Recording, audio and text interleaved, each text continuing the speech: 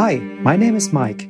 I'm a professor for social work management, and you are listening to Managing Around, the bi-weekly podcast about social science, culture, and management.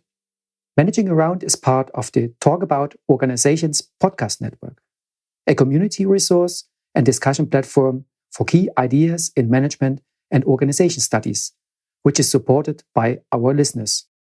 Despite the dramatic move towards teaching online since the COVID-19 pandemic, digital technologies were used in virtual exchange since almost 2 decades.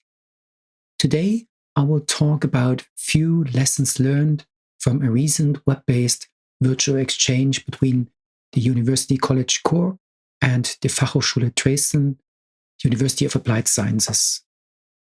This exchange focused on life writing and biography, developing qualitative research skills, and speaking the foreign language, German or English. Claire from UCC and I reflected on students' learning and our teaching experiences in a recent published open access paper. You can find the link in the show notes. In this episode of Managing Around, I will give you a glimpse of what the virtual exchange between our universities can offer.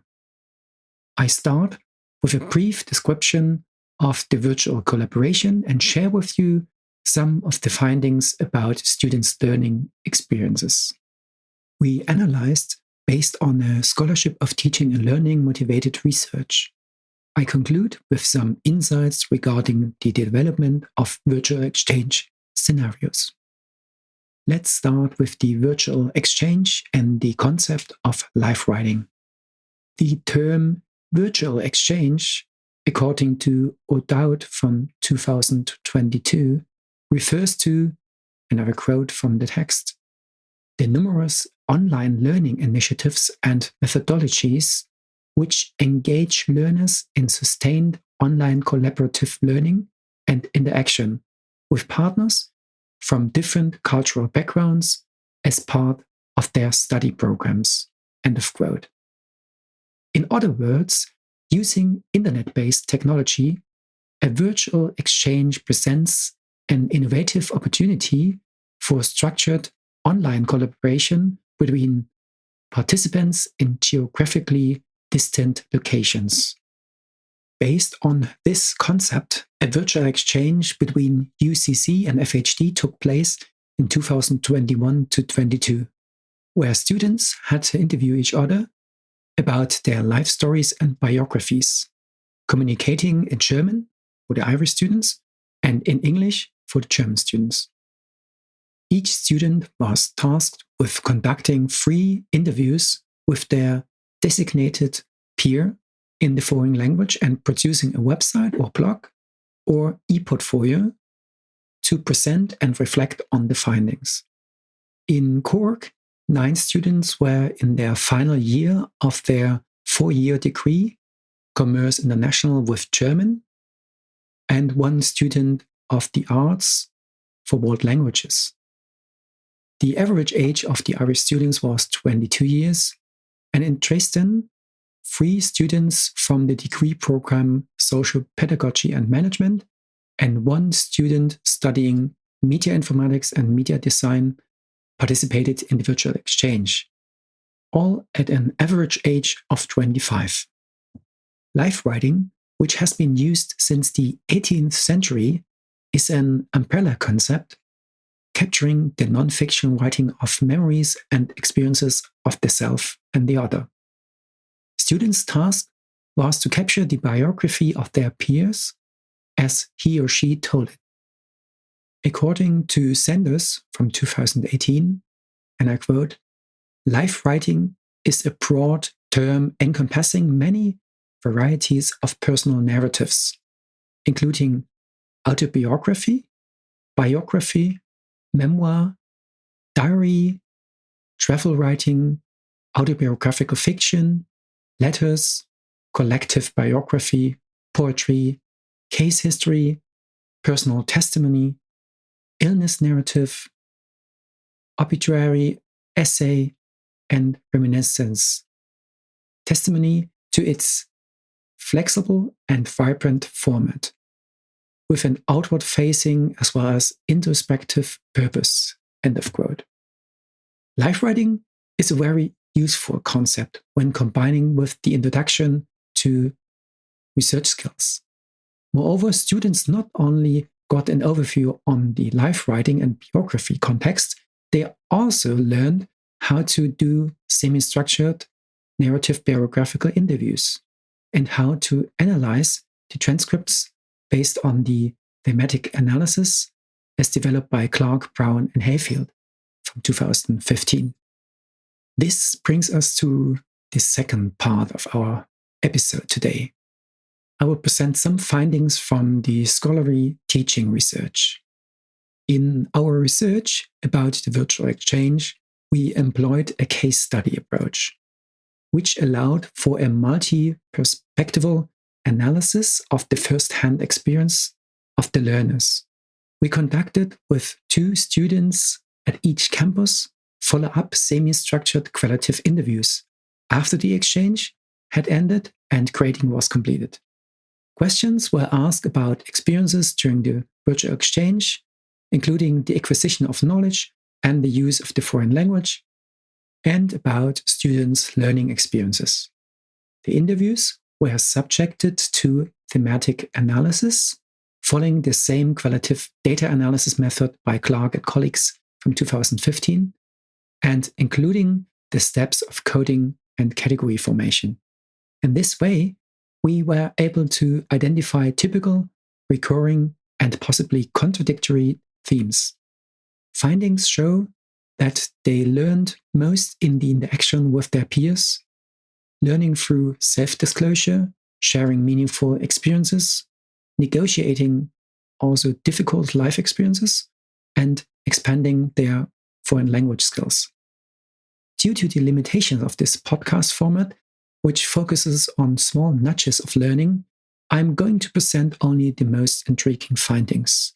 First and foremost, the interviewing process brought to light students' need for empathy and brought the need for sensitivity. A realization that these traits were necessary as some memoirs of childhood brought difficult and at times traumatic experiences to the fore. Thus, the reciprocal nature of the interview process challenged its students, not only in terms of the self-disclosure by their peers, but later as they were confronted with the decision whether to really open up yourself or not. The raw detail entailed in narrating one's life story and the discussion of difficult topics necessitated the development of greater open-mindedness in the students. And secondly, students were motivated to initiate self-directed and personal learning on subjects that interested them and which were not part of the course design. As noted, active and emphatic listening was at the heart of the interview process. Moreover, they initiated self-directed learning by consulting literature on psychology for help to understand similar situations in the future. Other students also undertook further research in relation to gender and sport, as discussed in the interview, or in relation to plans for a future study work abroad. In all, the engagement with peers brought about self-initiated learning, leading to a sense of personal achievement, and the high levels of personal satisfaction was a notable learning outcome for all. Let's move now to the last part of our episode today, which brings some conclusions and lessons learned to the fore. The findings demonstrated by the virtual exchange activities based on the application of life writing, biography, and qualitative research methods with peer-to-peer interviews present a welcome state-of-the-art opportunity for multifaceted learning outcomes beyond knowledge of the course content. Students showed awareness of developing empathetic listening, open-mindedness, and trust to their peers, which made their encounters meaningful and enriching. these are the key lessons learned. First, as students engaged with each other outside the classroom setting in a one-to-one digital space, intercultural learning occurred where expectations differed with the reality of their encounters.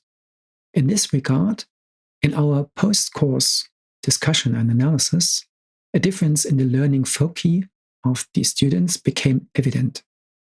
Irish students focused on learning indirectly about interculturality, while the German students used the virtual exchange to more directly expand their knowledge about Ireland and the Irish culture. Second, the interviews also required conversational depth and a more advanced level of foreign language in terms of vocabulary and communicative expressions, which was handled sensitively between students. Perhaps more telling than the language advancement was the growing confidence from one interview to the next, with corresponding decreasing fear in using the foreign language. Third, students viewed the real-life scenarios as offering the potential for high transferability to other work and study contexts. The virtual exchange was seen as a welcome departure to traditional classroom-based learning formats. And fourth, there is evidence in this study of both deep engagement and reflection on taken for granted ways of viewing the world. For example, how to write life stories, the opportunity for reflection of the self or other, or a noticed shift from closed to open-mindedness. The latter observation could also be understood and analyzed in the context of transformative learning, which depends on the students' engagement and their willingness to be open to change and the quality of self-reflective experiences in and outside the classroom. But this is another story and will need further research. By and large, what we could conclude is that this case study points to the fact that biographical methods can help bring about multiple learning impacts and opportunities for transformational learning. In today's episode, I started with a brief description of the virtual collaboration between the University College Cork and the Fachhochschule Dresden, and presented some of the findings about students' learning experiences. Claire and I analyzed based on a scholarship of teaching and learning motivated research. The conclusions included some insights regarding the development of virtual exchange scenarios. Hope you enjoyed this episode. If you are interested in this kind of research, please contact me or scroll through the article mentioned in the show notes that has been published recently. Thank you for listening. Managing Around, the bi-weekly podcast about social science, culture, and management. Managing Around is part of the Talk About Organizations podcast network, a community resource and discussion platform for key ideas in management and organization studies, which is supported by our listeners. If you liked this episode, please leave a review on your favorite podcast website. There's also a link in the show notes. If you've got any thoughts on this episode, or if you've got any idea about new podcast topics or questions you'd like to discuss, send me an audio file or voice note to hi@profmanagement.de. For any non-audio comments, drop a tweet or DM to @profmanagement on Twitter or Instagram, please. For more information, visit my website www.profmanagement.de. Thank you for listening and see you next time.